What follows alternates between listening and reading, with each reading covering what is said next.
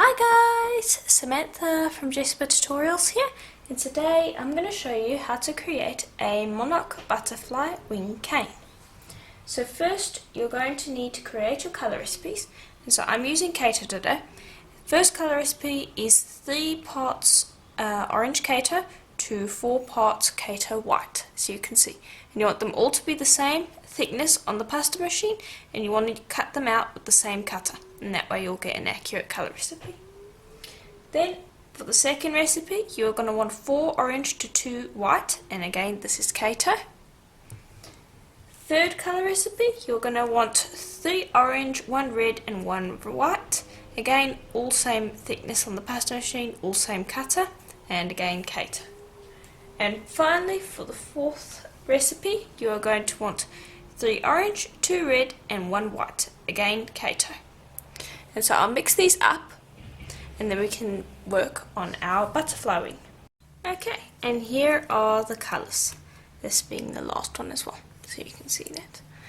So these we're using Kato, of course. Now you can use premo if you want, just use premo orange, premo cadmium red and premo white, and that should give you a decent some decent colours, but the Kato range will definitely be more vibrant, so if you can get Kato, definitely go with that. But if you can only work with premo, you can use premo orange, premo cadmium red and premo white in replacement of the Kato colours. So now the next thing you want to do is you want to create a skinner blend. So for each of these you want to turn it into a triangle.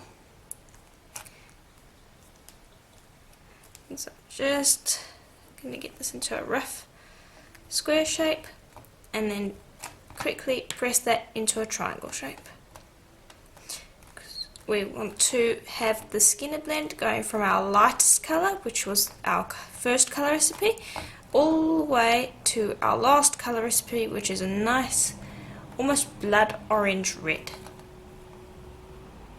Okay, and then you can create these nice quick little triangles like that, and then put them all together, and then you will do a skinner blend with those.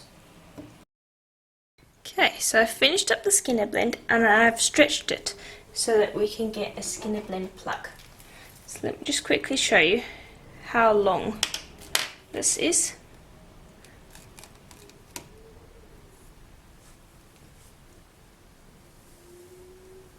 So it's quite long.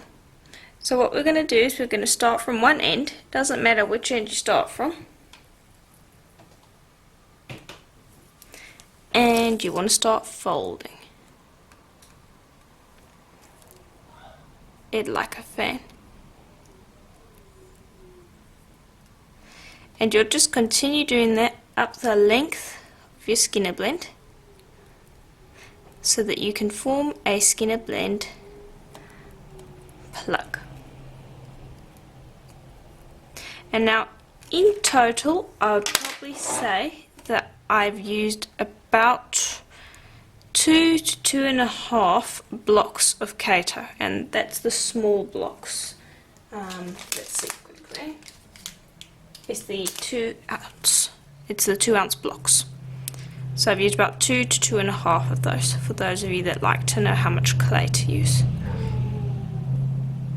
Okay, and now just continue, and then I'll show you what it looks like. Okay, and so here is our skinner blend plug now that I'm done.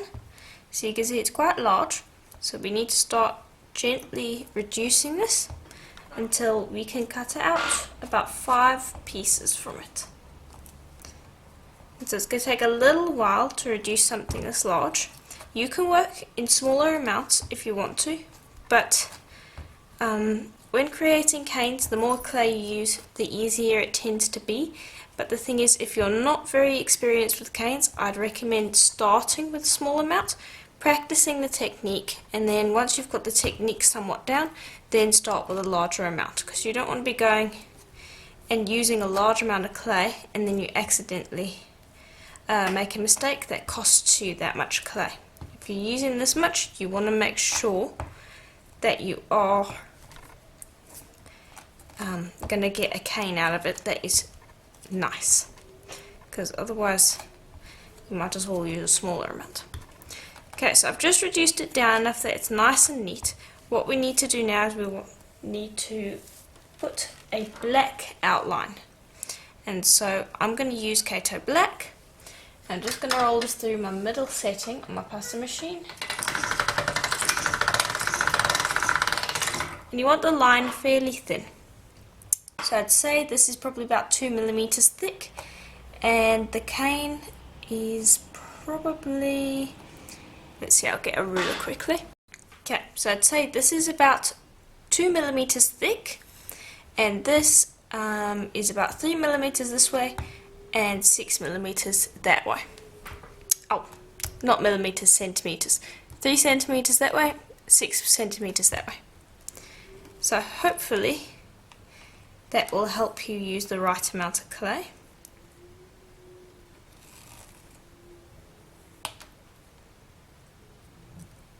Yeah.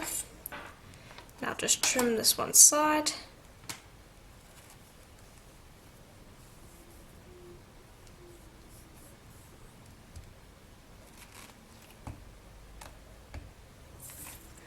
Trim up down here. And then I'll wrap it around. And just as you're wrapping, make sure that you remove any air bubbles that happen to appear. It's a lot easier to remove them at this stage than it is later on. Okay, I'll trim that up. Okay, and now I'm just going to go around the edges quickly.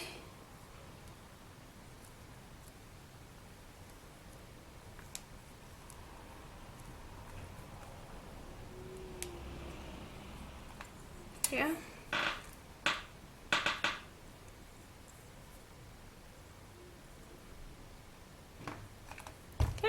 And I'll do that on the other side, and then I'll continue reducing. And it's easier to do the black when the plug is large rather than when it's reduced. So I just had to neaten it up before I could put the black on. So now that I've neatened it up, I'm going to reduce it until I can cut out about 5 equal parts from it. Okay, so I've reduced this and I've cut off the ends as well. And so now we want to cut 5 pieces out of the cane.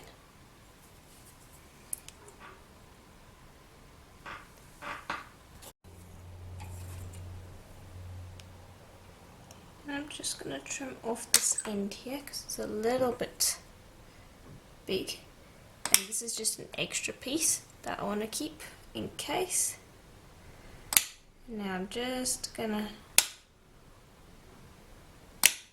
cut down the length, and there we go, 5 pieces.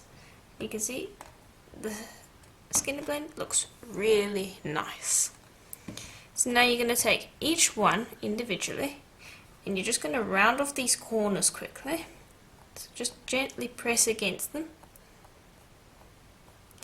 and do the same on the other side. Just round it off and it will make the next part of the process quite a bit easier if they're not too square. Okay, then the dark side, and it must be the dark side, you want to gently start pinching into a point. And just go gentle with this. You don't want to have the clay folding on you in the middle. That can happen sometimes. So just go slowly and steadily.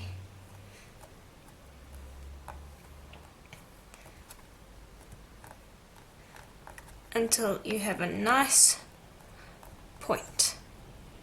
And repeat this with all of your other pieces.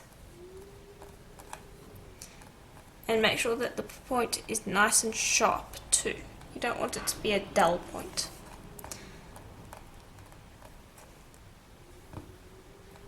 There.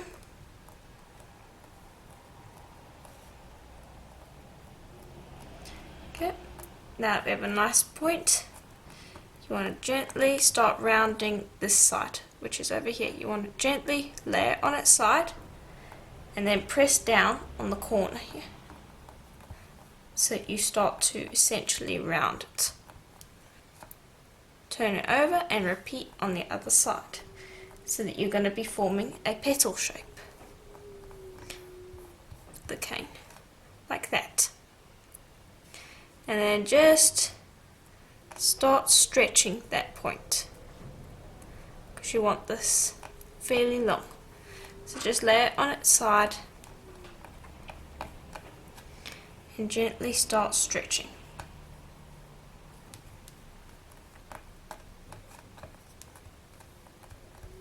And now this process that I'm showing you to create a monarch butterfly can be used to make any colour butterfly you want. So don't just limit it to orange, you can use any colour you want. Go and look at some pictures, see what you can find. You could find some really nice butterflies. Okay, and so you want it quite stretched like that. And I'll repeat with the others. Okay, so I've moulded each of them into a long teardrop. And so now we're going to start forming our cane. So I'm just going to kind of put them together like that, just slightly overlapping. And this is going to be the top. Then I want these ones a little bit flatter than the others. So just do that by pinching it down the bottom.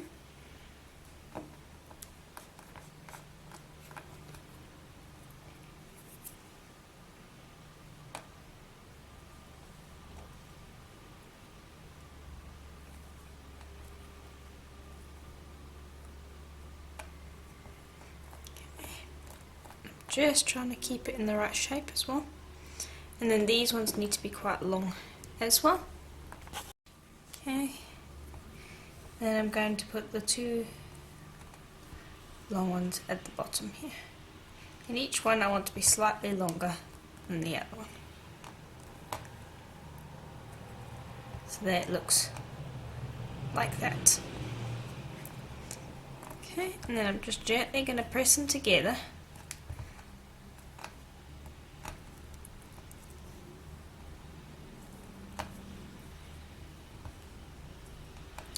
Okay, and this is going to get this point over here is going to get elongated. But for now, we want to make a bullseye cane with black and white so that we can pad it around here. So what you'll need is some black clay, which we already have. And this was the leftover bit that I had left when I wrapped the Skinner Blend plug. And I also have a log of white Kato. And I'll just wrap the black around the white.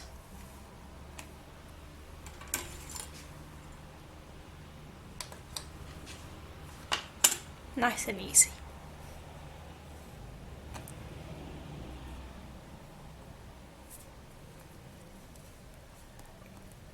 Okay.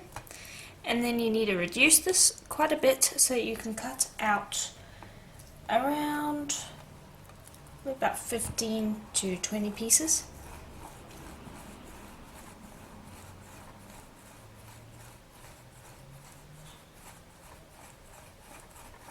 Okay, so I'll just start reducing that.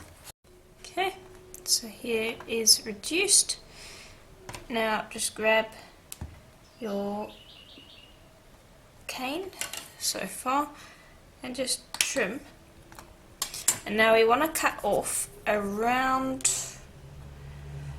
I'd say about 8 of these, and then we want to reduce it a little bit further so that we have some smaller pieces. So cut out about 8. They are around the same size.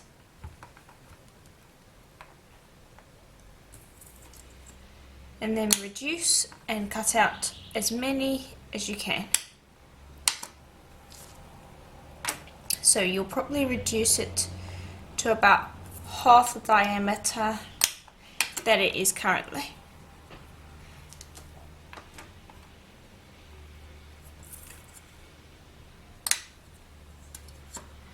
And one more, and then I'll show you what you want to do with it.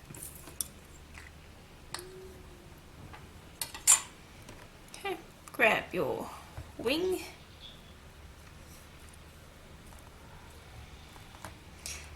And you want to be going and popping those canes along the length of your wing.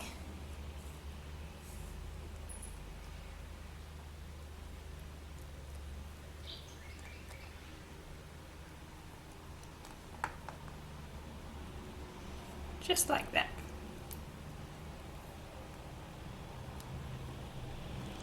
And sometimes you might need more, sometimes you might need less, and that is why I like to cut them out, but then before I reduce I like to apply them to my cane. So here I think I might need about 2 more, because each time it's a little bit different. So before you move on to the next step, complete the step you're on.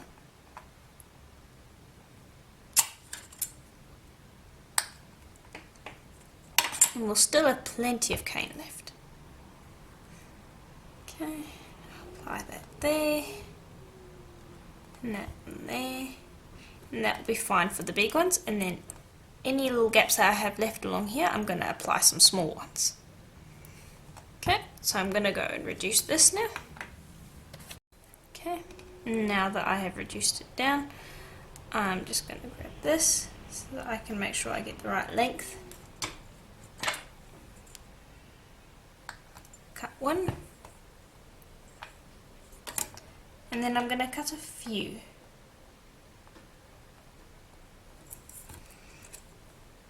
And then we will layer that onto our wing. So I'll just show you the first 4 and where I put them, and then after that I'm just going to carry on layering quite randomly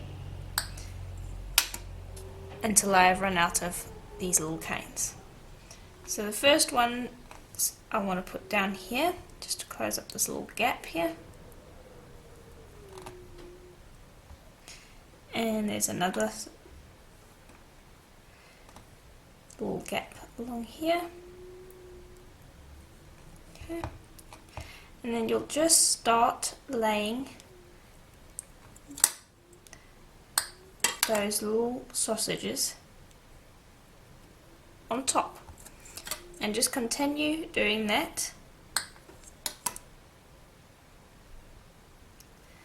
until you run out of bullseye canes. So you just start layering it up. Okay, and here is how it looks now that I have layered all of the little bullseye canes on top. And so now we want to gently mold this into a triangle. So we've already got it in a rough triangle shape. We just want to bring this to a point, and we want to flatten this out because we're going to be making a kaleidoscope. I'm not actually going to be making a wing that's going to stay as a wing, because I want to make a kaleidoscope, because I've already done a kaleidoscope with a butterfly wing and they look really, really nice. And then we're going to make a bracelet. So that's what I have planned. So that is why I have it nice and big, because it makes making kaleidoscopes a lot easier. So just gently work it into a triangle shape.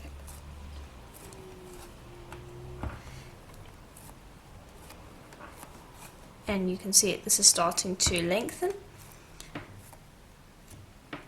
Just busy working on those points.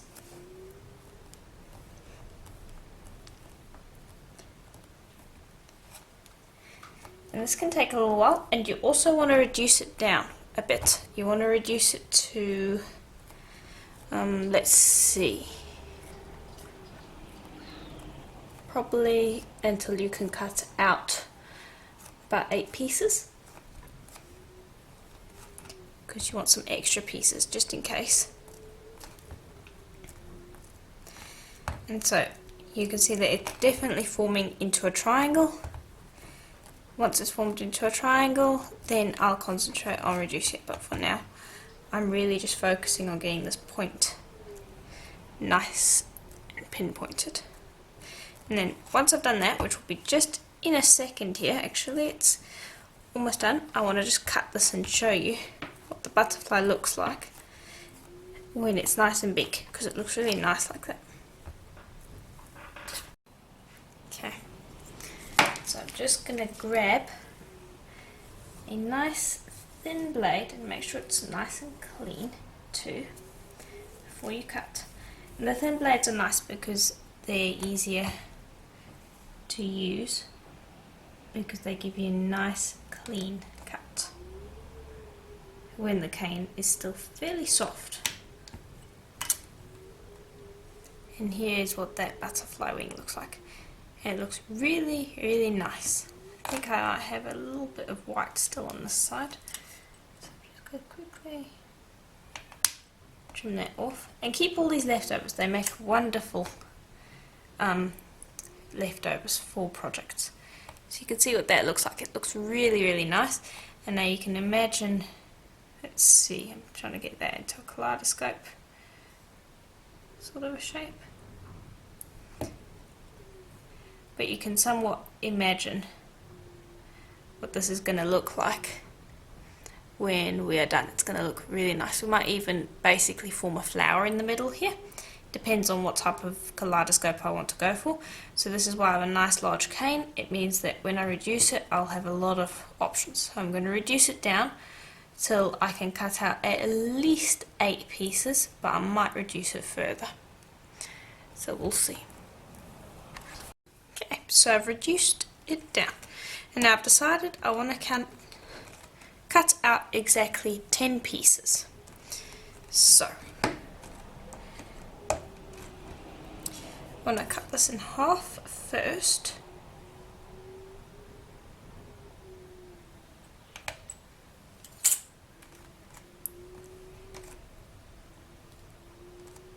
And these ends sometimes are a little bit big. And it's a little sticky at the moment because it's quite warm. Okay, and then I want to cut this into 5. So I'm going to just get a ruler to help me with that. Okay, so it's about 20 centimeters. So I just need to divide this into 5. And so each of these need to be 4 centimeters long.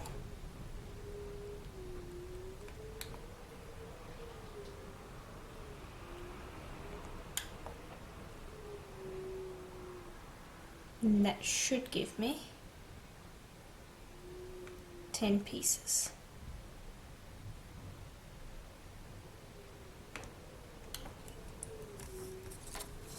Okay. And now I just need to go back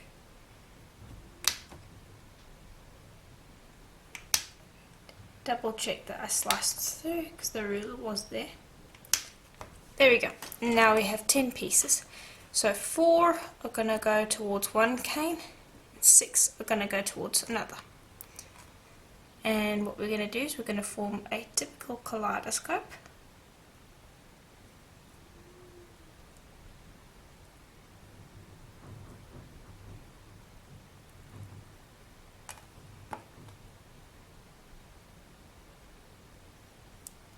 Just like this, and I'm quite excited to see how it's come out because it looks like it's going to be a really pretty cane.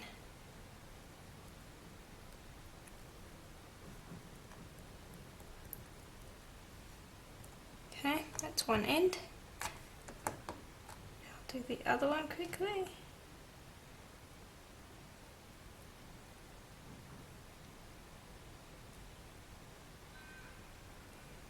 And the next one. Just gotta make sure that I match them up correctly.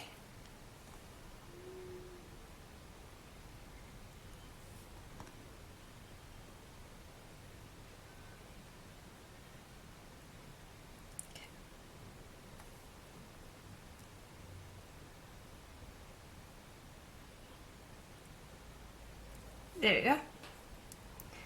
And just make sure that everything lines up nicely before you properly squish it together. So the last thing you need is to have made a little mistake and then it's too squished together for you to undo.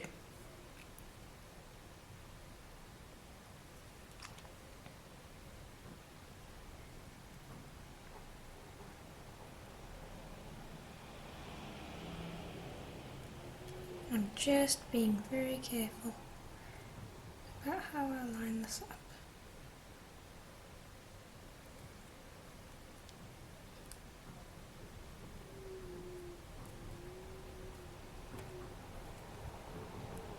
Okay, and that should line up quite nicely. And just check the corners along here. And there we go. And then just squish on each of these sides. And I'm just going to let that rest for a minute or two while we do the next one. Now the next one, we need to form these into proper triangles. We want all sides to be equal so that we can form this into a square.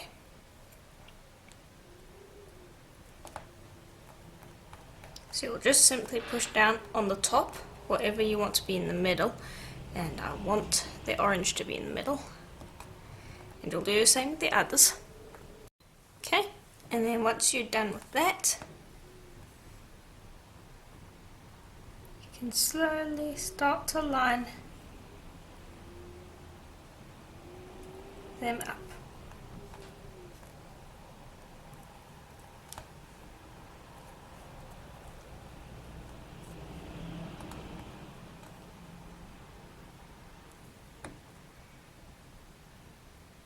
And this is just like another kaleidoscope, just a square.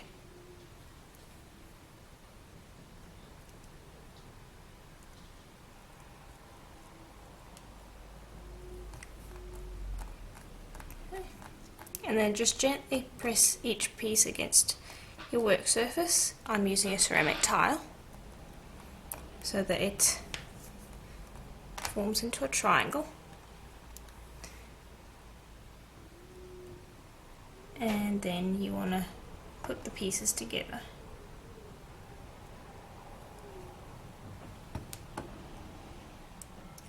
Just trying to see which side it should be on. There we go.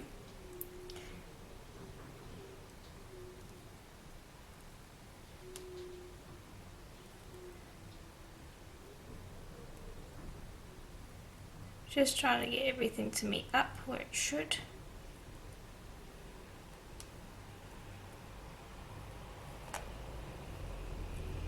There we go. And now just gently press that into a square shape. And now my suggestion would be to let these rest for maybe about an hour if you're just going to leave them on the table.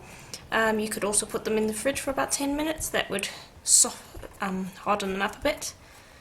Just because they're really soft and sticky at the moment, and any clay would get like that after having been worked with for a little while. But that is what the one looks like, and you can see that it has smeared a little bit over there, so that is what it looks like. And this one,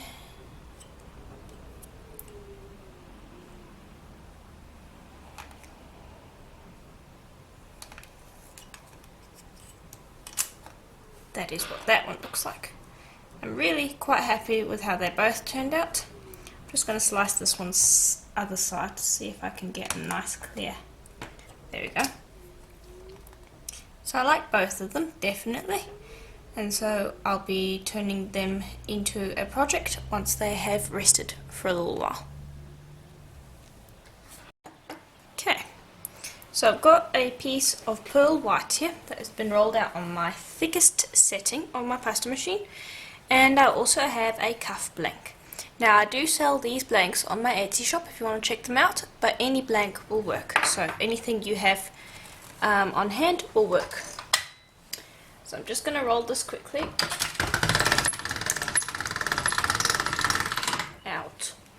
we go. And that was on my thickest setting.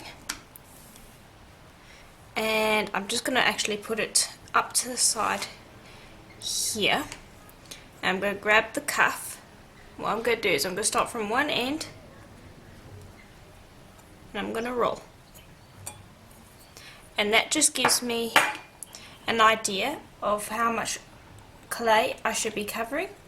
And what I'm going to do is I'm going to just go slightly outside of that line and cut out the clay. And then get rid of this. Don't need that for the moment. And I'm just going to pop this up to the side here. You can still see that. Yes. Okay. And I'm going to be using the kaleidoscope. This kaleidoscope. And what I'm going to do is I'm going to grab my blade. And now if you're working with a thin one, which is generally the best one to cut canes with because it gives nice sharp images, is gently, don't do it too hard that your fingers slip, but gently pull on either end outward so that your blade doesn't bend as easily while you're cutting. Just start cutting.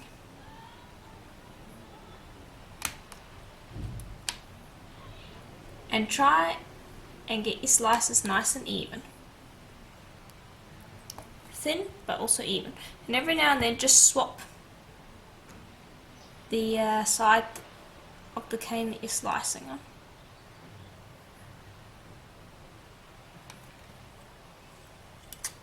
Okay. And then bring this over quickly. And then I'll just take the cane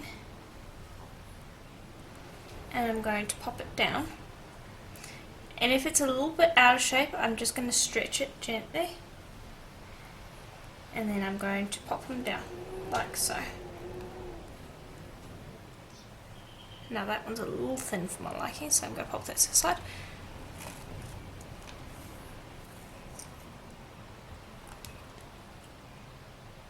And now I'm slicing towards you so that you can see what I'm doing. If you are working at home, slice towards you like this. It's much easier. Okay. And I'll just continue placing canes along here, and then when I am done, I'm also going to take canes and pop them in here. But I'll show you that bit. In the meantime, I just want the main cane going across. Okay, so I have them sitting across. Now I'm busy filling in the sides. And so what you're going to do is you're going to grab your cane, and again, let me just check my head's not in the way there while I slice for you. Slice your piece, and then you want to cut it in half, but just make sure that the pointy end is facing on top. So it should look like that. You don't want to be cutting it in half like this. See a difference? Because you want that pointy end to fit into there. And then just gently squish that cane and that cane together so that they join up. Now I can already see how this is starting to come together, and I'm absolutely loving it. And now remember, you don't have to do a bracelet, you could do a collar as well. You could reduce this cane down a bit and you could do a bead like this maybe. There's lots of different options. And then what I do is, once I've squished it down a bit, sometimes there's a little bit of an overlap. I like to just gently skim off a little bit of that, and it just leaves a much better finish. Okay, and I'm just going to continue laying these into place until I have covered the necessary amount of clay. And always just make sure to squish these together to make sure that you cover up any holes. Okay, and so you can see there's a little bit of overlap over here So just take your blade and don't go and take a huge nick out of it. You just want to be basically flattening it out. So if one side's raised, like that side is, I'm just going to shave that off, and it gives a much smoother, more beautiful seam. And there we go. Okay, and I'm just going to shave this down here because it's a little bit raised, because I want it to be as flat as I can get it to be. Okay, and I'll just continue and I'll show you what it looks like when I've covered the amount that I need. Right, so that is how it looks so far. I'm really happy with how it's doing. Now I'm going to bring over a piece of plain printing paper and I'm going to place that over the top, and I'm gently going to start to burnish. And this is how I want to flatten it out. I don't want to put it through a pasta machine because that can cause a bit of trouble with the pattern stretching quite a bit. So just use your roller or your fingers and a piece of plain printing paper and gently burnish. And this will flatten it out pretty well. Get rid of seams, flatten it out, make it nice and even. And it doesn't stretch it nearly as much as a pasta machine would, because the pasta machine's main goal is to stretch, whereas this would basically just smoothing the clay seams together, and at the same time we're flattening it. Okay, and so you can see the pattern starting to come out through the paper, hopefully. And generally you can feel the seams if there are any. So there's a little bit of one over there. And then I'll just give it a final roll to make sure that it's nice and flat. And then we'll lift the paper off. And you can see that transfer of colour onto the paper, which is really interesting. But there we are. You should be able to run your fingers over this and there shouldn't be any seams or bumps. There's a little bit of a bump over there, so I'm just going to smooth that over quickly, which won't take a moment, because you want this nice and flat. It makes life so much easier later on. There we go. Much better. Okay, so now you want to go and put gloves on. And the reason we are putting gloves on is because we don't want to put fingerprints on this now that we've burnished it out so nicely. Okay, now you need to make sure that your clay before you start is going to be not too thick that you can't apply a backing, because when we apply it to this cuff, even if the cuff was smooth, you would end up having shiny spots. So we're going to apply the backing after we've baked this. And so here's what it looks like. It looks really nice. And we're going to use a piece of plain paper to rest it on. Okay, and this is going to keep no shiny spots on it, because if we were resting it on the tile we could end up with some shiny spots. Okay, and now actually before we apply it to the cuff, you want to go and trim up these edges just to make sure that you're not going to be accidentally not getting the pattern. There we go. And the paper makes this so easy, so you can just rotate it. And there we go. And all these little bits and pieces that we're using, I will probably show you in a leftover tutorial. We'll have to see, but I probably will show it. Okay, now you'll grab your cuff.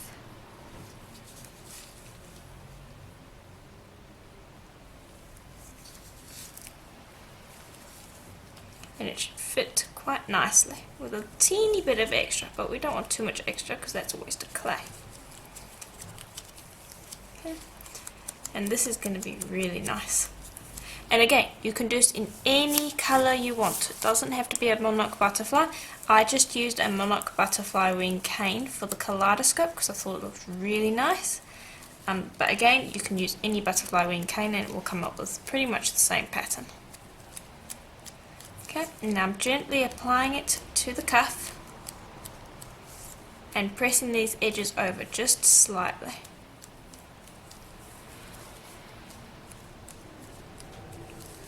And my goal is to get it completely over.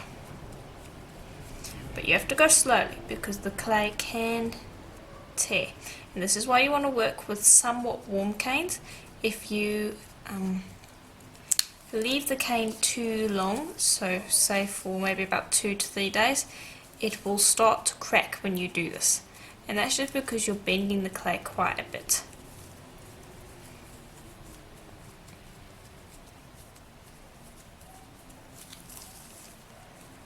Okay, and just carry on bending. Slowly does it. Because we want to trim off these edges, but I want to have the Monarch Butterfly part spilling over the edges. This is really vibrant as well. We have quite a bit of cane left, so I'm probably going to go and make some pendants as well. Okay, now I'll just focus on these edges over here quickly.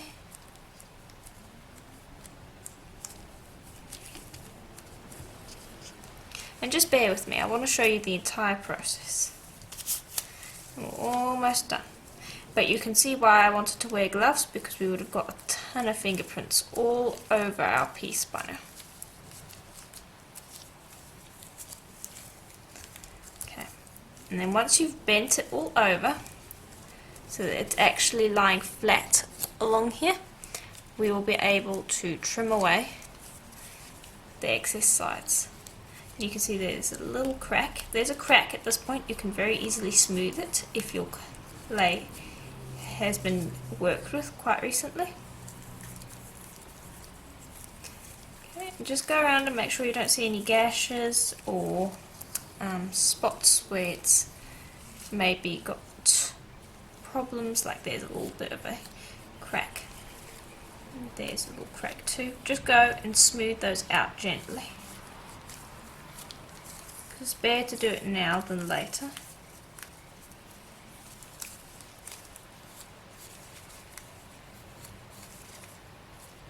Alright, all good to go. Now I'm going to take my tissue blade, and I want to use a firm one this time around. And I'm going to cut along the inside.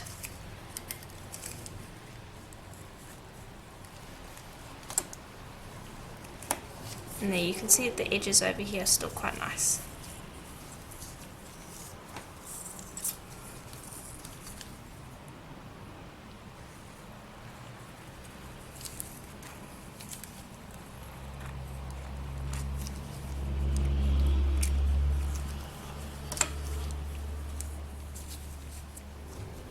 Okay, and just check that you haven't dented it or anything. Check for any air bubbles that you might have missed.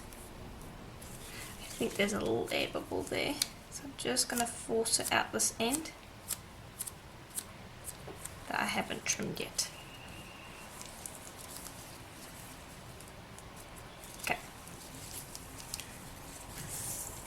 and then I'll just trim the final little end here.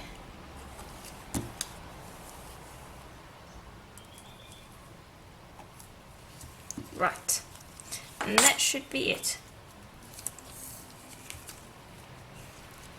Just go around and make sure that you're happy with it. If you have any little nicks, like there's a little nick that I'm not too happy with, you will want to go and trim it. Just grab a blade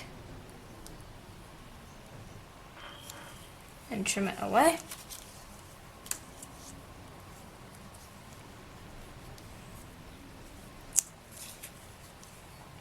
And check on the other side, there's a little nick over there too.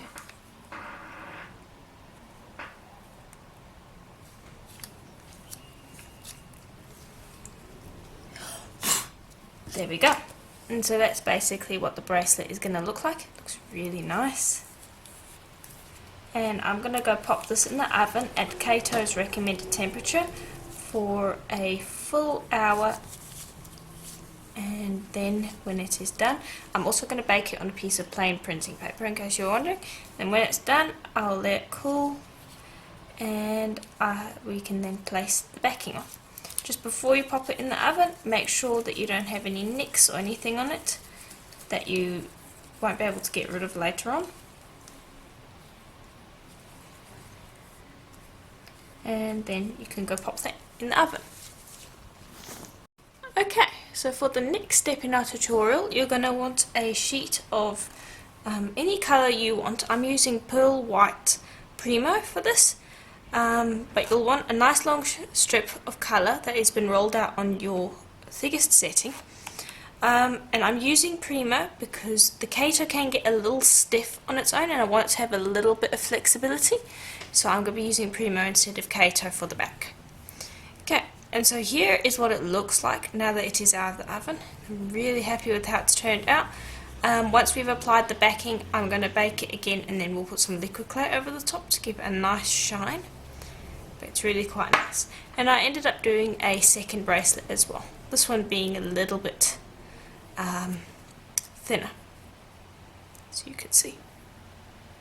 So let's start. What you'll need is your pearl white, and you'll also need some bacon bond or any other translucent liquid clay you can get your hands on. So I'm going to be using Kato clear liquid clay. And what you want to do is you just want to grab that liquid clay and just run a very small amount down the middle of your bracelet. And just smooth that over your bracelet in a nice thin layer. And this is going to help the backing stick. This isn't completely necessary, but it does make the process a bit easier. And it does add a little bit of security.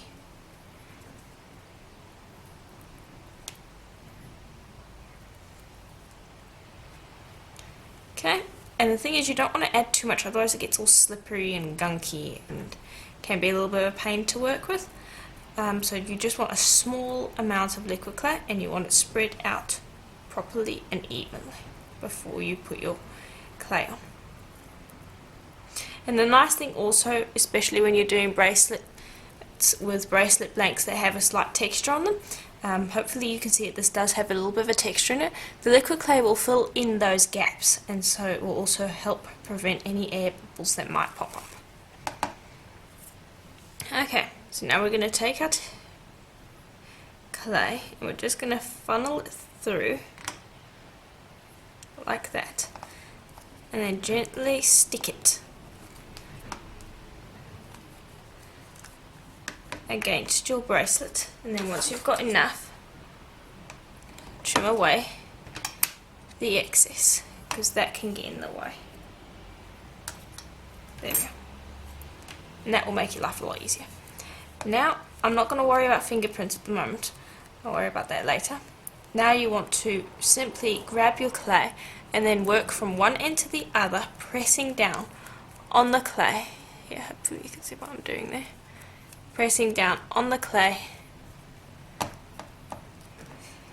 to get it nice and pressed in. And you want to work from one end to the other because you want to be avoiding air bubbles. And I personally like pearl white because it hides any imperfections like fingerprints that you might miss after the smoothing process. And it's a nice light colour, so it makes it look bright, and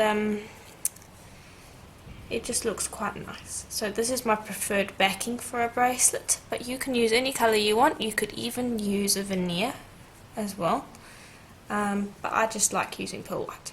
Okay, then once you've smoothed it down, take these and fold them over like that.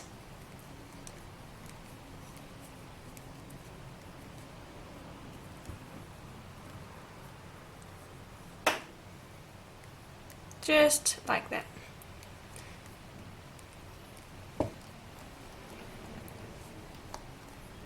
Okay, so they are out of the way.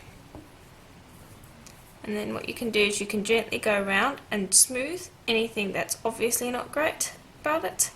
We're going to do another smooth afterwards, but it's always good to just start before you trim it. And this also gives you the opportunity to feel for air bubbles if there happens to be any. because it's also good to find those before you trim. Alright, and then when you're done, you're going to need a little craft knife.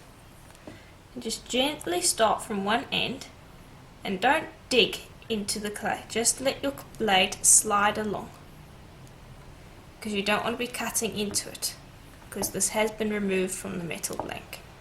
I apologise that I couldn't show you that, but it basically fell off the blank when it came out of the oven, so there wasn't really anything to taking the bracelet off of the metal blank.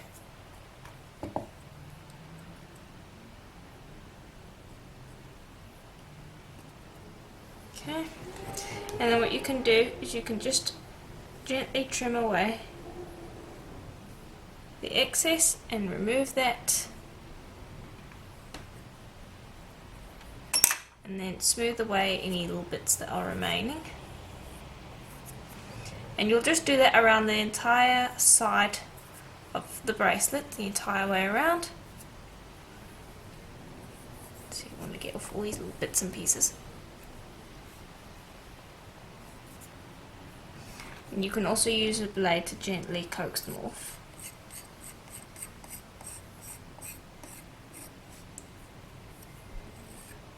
Like that. Okay, and then once you've done that the entire way around your bracelet, what you would do next is you would gently pat down these edges here so that they're not a sharp edge and so that they're rounded. And then run your finger along it as well to just smooth. And that gives a nicer finish, I believe.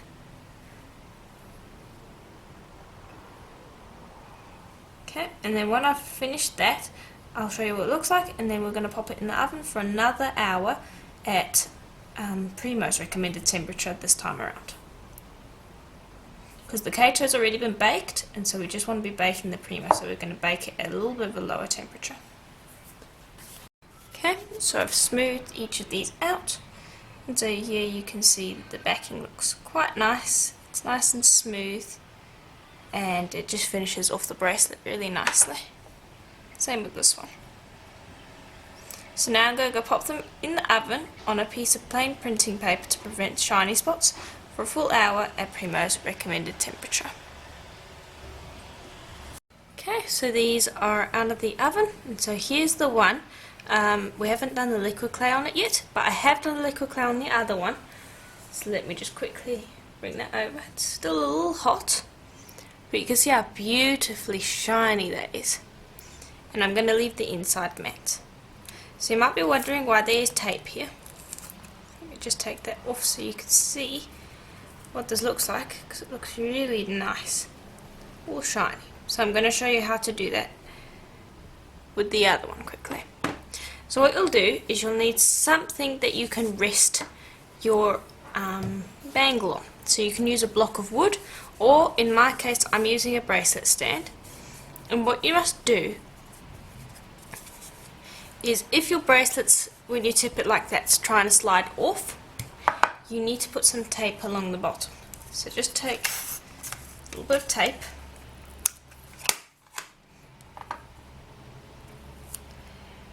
and I'm just going to pop it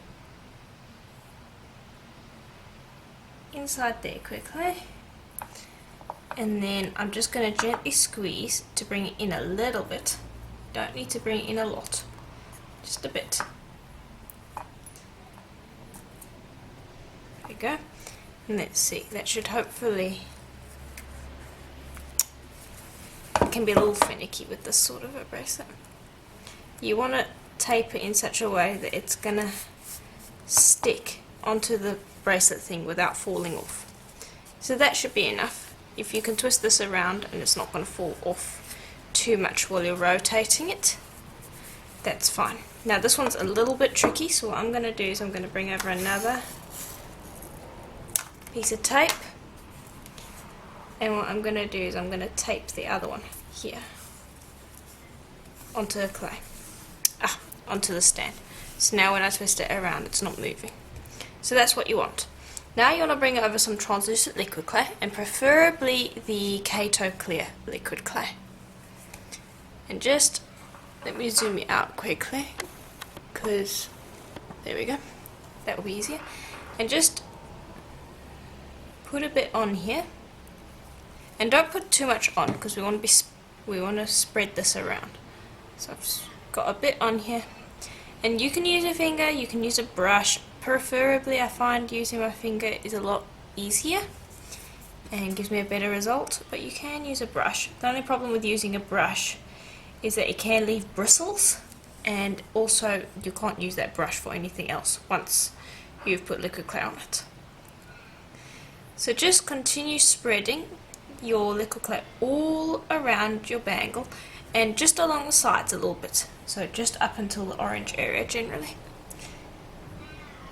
And give it a not too thick a coat, but it needs to be smooth. You shouldn't be able to see any scratches or plain spots. Okay, and the reason I've got it on a stand here instead of me just holding it and doing this is because although you can just hold it and do the liquid clay, we're going to be using a heat gun, and so with the heat gun you don't want to be having your hands in the way because you can't hold it while you're using the heat gun. So you need something that's heat resistant so that you can put your bangle on it and then you can use the heat gun. So I'm going to quickly finish up coating this in liquid clay, and then I'll show you how to use it with the heat gun. Now just one quick other note, the reason I'm using liquid clay is because it means that we don't have to sand, which is always nice. And it gives a really nice glossy finish, so it's a lot easier than sanding. But if you prefer to do the sanding, by all means definitely go and do that if you're feeling a little bit scared of the liquid clay. And also the liquid clay will smooth out any bumps and things. It gives a nice smooth surface, so it means it does a lot better job than other varnishes like Varathane. Now we are going to be actually, no, we're not going to be. Anyway, I'm going to just continue coating this and then I will show you how to use the heat gun. Okay, and so it's going to look fairly milky like this when you're done. Now you want to grab your heat gun. Let me just show you this. It's quite a big one. And you want to set it on your hottest temperature. And you also want to set it on your lowest wind speed. So hopefully you can see the lowest wind speed. And then pop this over here. And I'm just going to hold it on this end. And now keep your heat gun a little bit away so that you're not blowing the liquid clay. Just use the heat set it. Let the heat set your liquid clay. So I'm going to switch the heat gun on and I'll show you what happens.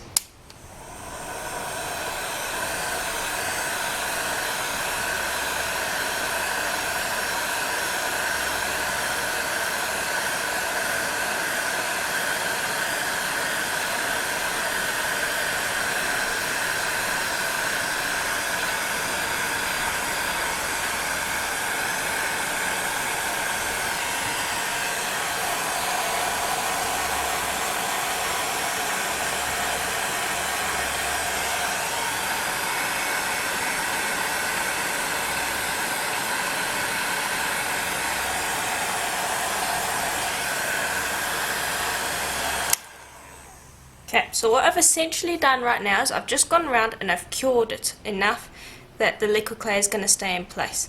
Now it's going to be really cloudy, and so if you bake the liquid clay in the oven, this is what you're going to get. And this is why I like using the heat gun, because the heat gun now is going to go and heat it some more and it will get to clear up crystal clear.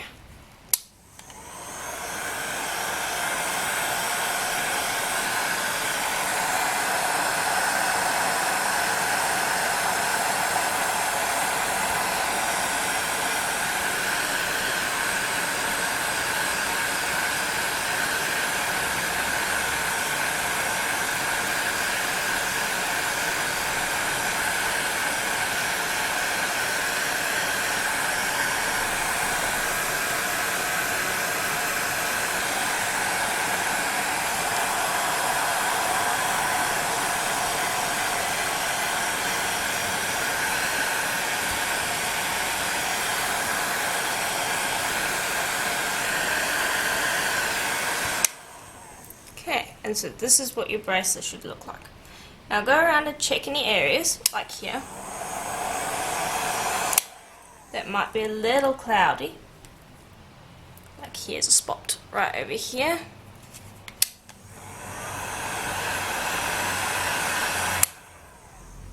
Okay, and then you want to let this sit and you want to let it cool, because if you touch it at the moment you'll get fingerprints on it, because the liquid clay does take fingerprints quite easily.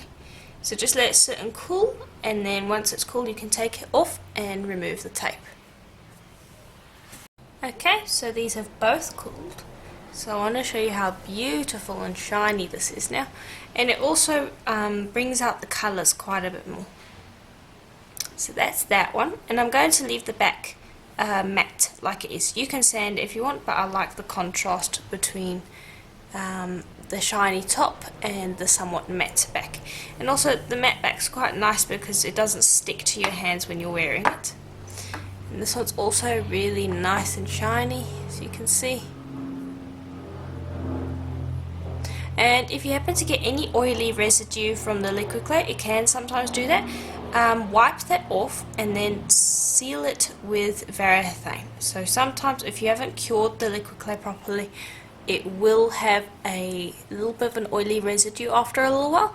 If it is doing that, you can either choose to cure it a little bit longer with the heat gun, or you can just give it a quick coat of varnish to seal it, and then you won't have any trouble with oily residue, just in case you do happen to come across that.